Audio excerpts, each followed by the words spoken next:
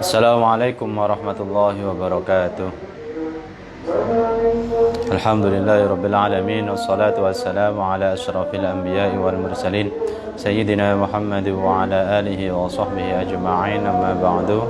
Pemirsa rahimakumullah, alhamdulillah kita masih ditakdirkan oleh Allah Subhanahu wa taala untuk tetap bisa mengaji di hari ke-28 bulan Ramadan ini. Semoga ngaji kita, ibadah kita, puasa kita diterima oleh Allah Subhanahu wa taala. Amin ya rabbal alamin. Ila hadratin nabiyina Muhammadin sallallahu alaihi wasallam wa ala alihi washabihi wa dzurriyyatihi ridwanullah ta'ala alaihim ajma'in wa li arwahi abaihi minal anbiya wal mursalin wasyuhada was salihin wal ulama ila amilin wa ila jamil musannifin qudum musannifiha wa syarihi wa la jazaina al muntaha wa ila abun wa tajid wa jadid wa istiqam wa syai'an. Al-Fatihah. A'udzu billahi minasyaitonir rajim. Bismillahirrahmanirrahim. Alhamdulillahirabbil alamin arrahmanir rahim maliki yaumiddin. Iyyaka na'budu wa iyyaka nasta'in. Ihdinas siratal mustaqim, siratal ladzina an'amta 'alaihim ghairil maghdubi 'alaihim waladdallin. Amin.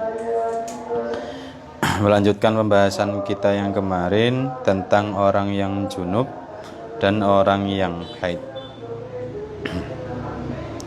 Bismillahirrahmanirrahim. Qala al-muallifu rahimahullah wa nafa'ana bihi wa bi 'ulumihi fid dharain amin. Bismillahirrahmanirrahim. Amma idza lam yajid, anapun tatkalane ora nemu sapa al-junubu wong kang junub, ma'an ing banyu wala turaban lan ora lebu, fa innahu mongko sak temene junub iku yusolli salat sapa junub li hurmatil waktu krana hormat waktu ala hasbi halihi ing atase milang-milang keadaane junub. Wa yahrumu lan haram alaihi ing atase junub apa al-qiraatu maca Quran kharijas sholati ing dalem sak njabane salat. Wa yahrumu lan haram alaihi ing atase junub apa ayaqra yen to maca Quran sapa junub fi sholati ing dalem salat ma ing perkara zada kang luweh apa ma ala fatihatil kitabi ing atase Fatihah kitab, maksudnya surah Al-Fatihah. Wa hal yahrumu lan anapun lan apa to haram alaihi ing atase junub apa qiraatul Fatihah maca Fatihah fihi iku tetep ing dalem hukume maca Fatihah wajhani utawi wajah loro. As-sahihu utawi kang sahih al-mukhtaru kang den pilih iku annahu sak temene junub iku la harumu ora haram apa qiraatul Fatihah. Bal yajibu balik wajib apa qiraah fa inna sholata krana sak temene salat iku la tasihhu ora sah apa salat illa biha kejaba kelawan Fatihah. Wa kama jazat kaya oleh wenang apa as-sholatu salat li daruratin kelawan krana darurat ma'al janabati ing dalam sertane keadaan junub tajuzu mongko wenang apa al-qiraatu maca Quran maca Fatihah maksudnya. Nah, pembahasan kali ini menjelaskan tentang apabila orang yang sedang berjunub atau berhadas besar tidak mendapati air, tidak menemukan air dan juga debu yang suci untuk tayamum. Maka orang junub tersebut itu boleh sholat tanpa bersuci untuk hormat waktu. Ya, karena keadaannya memang seperti itu. Jadi ketika tidak ada air untuk wudhu, tidak menemukan debu untuk tayamum, maka dia boleh sholat hormatil waktu tanpa bersuci. Kemudian lalu apakah orang tersebut juga tidak boleh atau haram membaca Quran di luar sholat. Jadi setelah sholat selesai tidak boleh baca Quran karena dia tidak dalam keadaan tidak suci. Kemudian dia juga haram membaca Quran selain Al-Fatihah. Jadi tidak boleh membaca surah pendek, hanya Fatihah saja. Lalu baca Al-Fatihah tersebut hukumnya bagaimana? Ada dua hukumnya. Yang pertama yang dipilih oleh para ulama yakni tidak haram membaca Fatihah karena Fatihah itu wajib dibaca. Karena sholat itu tidak sah tanpa membaca Fatihah. Jadi seperti halnya sholat diperbolehkan karena darurat, maka membaca Fatihah karena darurat juga diperbolehkan, hanya di dalam sholat. Namun di luar sholat tidak boleh. Kemudian wasani utawi pendapat kang kaping loro iku laya juzu ora wenang sapa man maca, maksudnya ora wenang ing maca Fatihah. Baliati balik nekakno sapa man bil azkari bil sapa junub bil azkari kelawan pira-pira zikir allati kang yakti kang nekakno biha kelawan azkar sapa al ajizu wong kang apes alladzi kang la yahfadzu kang ora apal sapa ajiz syai'an ing suwiji-wiji minal Qur'ani saking Qur'an. Li anna hadza krana sak temene iki lah ajiz iku ajizun wong kang apes syar'an ing dalam syarak. Fasara mongko dadi sapa ajiz iku kal ajizi kaya wong kang apes hisan kelawan panca indra ing dalam panca indrane. Wasawabu utawi kang bener iku al awalu pendapat kang pertama. Jadi pendapat yang kedua mengatakan tidak boleh, tetap tidak boleh, tidak boleh membaca Fatihah karena dia tidak dalam keadaan suci. Namun solusinya dia harus membaca zikir-zikir yang dia hafal. Ya terserah, entah itu subhanallah, entah itu alhamdulillah, pokoknya yang sekiranya jumlahnya atau waktu bacanya itu selama kita baca Al-Fatihah. Nah, jadi harus membaca zikir karena dia statusnya itu seperti orang yang tidak mampu secara syariat, maka dia dihukumi juga tidak mampu secara panca indera seperti itu. Namun pendapat yang benar itu pendapat yang pertama, yakni pendapat yang mengatakan bahwa meskipun tidak dalam keadaan suci, meskipun sholatnya lihurmatil waktu, tetap wajib membaca Fatihah karena Fatihah itu syarat sahnya sholat itu pendapat yang dipilih, pendapat yang menjadi konsensus para ulama. Kemudian wahadal furu'u utawi iki-ikilah cabang pira-pira cabang allati kang zakarnaha kang wis nuturake sapa ingsun ha ing furu' iku yuhtaju dan butuhake apa ilaiha cabang. Falihada mongko krana-krana ikilah ihtiyaj asyaratu isyarah sapa ingsun ilaiha marang furu' bi aujazil ibarati kelawan luweh ringkes pira-pira ibarat wa illa mongko lamun ora falaha mongko iku tetep keduwe furu adillatun utawi pira-pira dalil wa tatimmatun lan pira-pira tatimah kathiratun kang akeh ma'rufatun kang kinawaruan fi kutubil fikhi ing dalam pira-pira kitab fikih. Jadi pembahasan seperti yang kemarin tentang orang junub yang tidak menemukan air dan yang lain-lain atau yang hubungannya dengan cabang-cabang furu'iyah itu memang diperlukan, harus dibahas menurut Imam An-Nawawi, harus dibahas. Makanya saya bahasnya singkat saja dengan ibarat-ibarat yang singkat. Karena yang yang jelimet-jelimet, yang banyak dalilnya itu sudah dibahas di kitab-kitab fikih. Wallahu a'lam. Faslun ay hadza faslun wa yustahabbu lan dan sunnatake apa antakuna yen to ana apa alqiraatu maca Quran iku fi maudhi'in ing dalem panggonan nadhifin kang bersih mukhtarin kang den pilih. Wali hadza lan krana ikilah qiraah istahabba nyunnahno sapa jamaatun sekumpulan minal ulama'i saking pira-pira ulama alqiraata ing maca Quran fil masjid ing dalem masjid. Likauniha krana anane masjid iku jami'an kang ngumpulake lin nadhifati marang bersih wasyarafil buqati lan mulyane lingkungan utawa tempat wa muhasilan lan kang ngasilake li fadilatin marang fadilah akhra kang weneh wa hiya utawi fadilah iku al i'tikafu i'tikaf fa innahu mangka sak temene kelakuan iku yang bagi sayukja likuli jalisin keduwe saben-saben wong kang lungguh fil masjid ing dalem masjid apa ayan wa yen to niat sapa jalis al i'tikaf ing i'tikaf sawaun padha uga apa i'tikaf iku kathura sawaun padha uga kathura akeh apa i'tikaf fi julusihi ing dalem lungguh iman au qala utawa didik apa i'tikaf apa julus bali yang bagi balik sayukja sapa man awwala dukhulihi ing dalem kawitane lungguhe ing dalem kawitane mlebune man al masjidah ing masjid sayukja apa ayan wiya yen to niat sapa man sapa jalis al-i'tikafa ing i'tikaf. Wa hadzal atabu utawi iki la adab iku yang bagi sayukja apa ayung tanah den perhatekno apa bihi al. Wa yusya'u lan den sebar apa zikruhu nuture adab. Wa yu'arifuhu lan meruhake sapa manhu ing adab as-sighara ing pira-pira bocah cilik wal awama lan pira-pira wong awam fa innahu mongko krana sak temene adab iku mimma setengah saking barang yufalu kang den lalekane lan kang den lalekake apa anhu ma.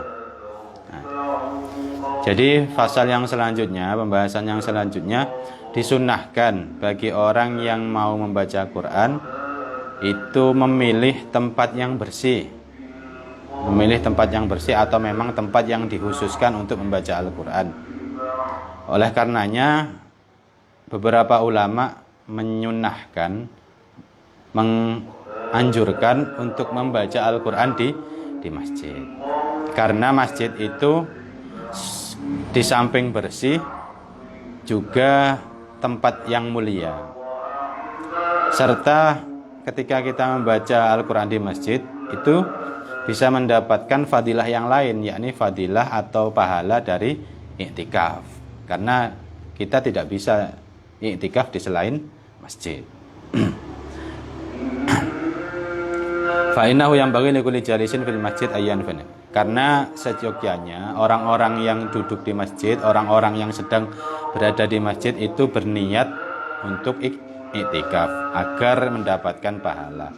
Meskipun duduknya itu hanya sebentar atau lama. Jadi tetap niatnya i'tikaf. Dan setiap orang yang masuk masjid, setiap orang yang masuk masjid itu dianjurkan untuk niat i'tikaf. Setiap orang yang masuk masjid disunahkan, dianjurkan untuk i'tikaf. Dan etika ini maksudnya setiap masuk masjid, setiap duduk di masjid itu harus diniatkan i'tikaf. Nah, perilaku seperti ini harus diperhatikan dan disiarkan lah, diumumkan agar orang-orang yang masuk masjid, agar orang-orang yang duduk-duduk di masjid ikut mendapatkan pahala i'tikaf. Karena adab seperti ini, etika seperti ini banyak orang yang lupa. Kadang kadang kita masuk masjid hanya sholat tahiyatul masjid dan lupa niat i'tikaf. Kadang seperti itu. Kadang ya enggak tahiyatul masjid, ya enggak niat i'tikaf, enggak ada pahalanya nanti duduk-duduk di situ. Nah, daripada enggak ada pahala kan diniatkan i'tikaf. Niat i'tikaf sederhana kan, nawaitul i'tikafa sunnatan lillahi ta'ala. Nah, itu. Kemudian wa amal qiraatu anapun utawi maca Quran fil hammami ing dalam padusan iku faqad ikhtalafa mongko teman-teman beda-beda persulayan sapa as-salafu pira ulama salaf fi karahiyatiha ing dalam makruhe qiraah. Faqala mongko ngendika sapa ashabuna pira-pira sahabat kita, pira-pira murid kita layukrahu gak makruh. Wa naqalahu lan nukil ing pendapat sapa al-imamu imam al-mujammi kang mulake ala jalalatihi ing atase keagungane imam sapane Abu Bakrin bil An-Mundhir, Imam Abu Bakar bil An-Mundhir fil Isyrafi ing dalam kitab jenenge Al-Isyraf. An Ibrahim An-Nakhai saking Ibrahim An-Nakhai wa Malik la Imam Malik wa huwa utawi la yukrah gak makruh iku qaulu atok bin Yasar insyaallah. Wa dhahaba lan milih ila karahiyatihi marang makruhe maca Quran dik padusan sapa jamaatun pira-pira kumpulan saking ulama minhum saking sahabat rupane minhum iku setengah saking ulama rupane Ali bin Abi Thalib radhiyallahu anhu rawahu ngriwayatno ing pendapat anhu saking Ali sapa Ibnu Abi Dawud.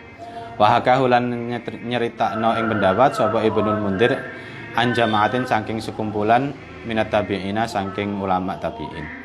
Minhum setengah saking tabi'in Abu Wa'il, Syakib ibnu Salamah, wa Sya'bi Imam Asy-Sya'bi, wal Hasan al-Basri lan Imam Hasan al-Basri, wa Makhul Imam Makhul, wa Qabidah bin Du'aib lan Imam Qabidah bin Du'aib.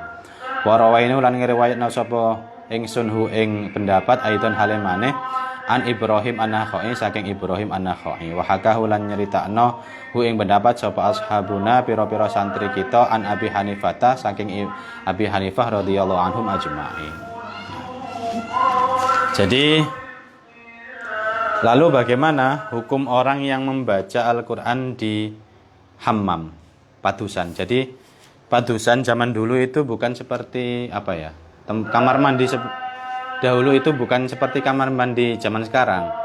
Jadi kamar yang namanya hammam zaman itu seperti pemandian umum yang memang dikhususkan untuk mandi. Jadi perempuan sendiri, laki-laki sendiri. Karena zaman dahulu jarang orang punya kamar mandi sendiri. Jadi hammam itu umumnya pemandian umum. Pemandian umum. Bukan kok kamar mandi pribadi. Nah, bagaimana hukumnya? Ulama berbeda pendapat membaca Quran di tempat tersebut. Ada yang mengatakan tidak makruh, berarti boleh, tidak makruh. Nah, pendapat ini dinukil dari Imam Abu Bakar Al-Mundhir, dari Ibrahim an-Nakhai dan Imam Malik. Dan itu pendapat dari sahabat Atok. Jadi sahabat Atok mengatakan boleh, maksudnya tidak makruh baca di hammam, maksudnya di pemandian umum untuk membaca Quran. Jadi itu tidak makruh. Kemudian wadhahabah dan berpendapat bahwa membaca Quran di pemandian itu makruh, itu banyak juga yang berpendapat seperti itu. Salah satunya sahabat Ali bin Abi Thalib mengatakan bahwa makruh membaca di Quran di pemandian umum. Itu. Banyaklah pendapat, ada Hasan al-Basri, kemudian tabi'in juga mengatakan makruh seperti Imam Asy-Sya'bi, Hasan Basri dan yang lain-lain. Imam Abi Hanifah juga mengatakan makruh. Nah, itu. Jadi membaca Al-Qur'an di pemandian umum hukumnya ada yang mengatakan boleh, ada yang mengatakan makruh. Saya itu seingat saya kalau hataman di pemandian saya belum pernah. Kalau hataman di pemancingan sering saya. Jadi pemancingan yang ada lesehannya. Nah, itu sering itu di Jogja saya sering diajak Pak Yai hataman di pemancingan. Hataman di pemancingan itu sering. Kayaknya ya itu pendapatnya. Jadi kapan-kapan kalau mau diundang hataman peresmian pemandian umum, kolam renang apa itu. Nah, itu boleh hataman di situ. Nah, itu. Tapi yang kalau kita berbicara konteks sekarang kan kamar mandi, hammam itu kamar mandi atau bisa dikatakan toilet lah gampangannya itu. Nah, itu pembahasannya besok insya Allah. Ini bahas hanya pemandian umum. Nanti wal khusus atau toilet, nah itu pembahasannya di insya Allah besok. Mungkin itu yang bisa saya sampaikan. Kurang lebihnya saya mohon maaf. Wallahu a'lam bishawab. Wassalamualaikum warahmatullahi wabarakatuh.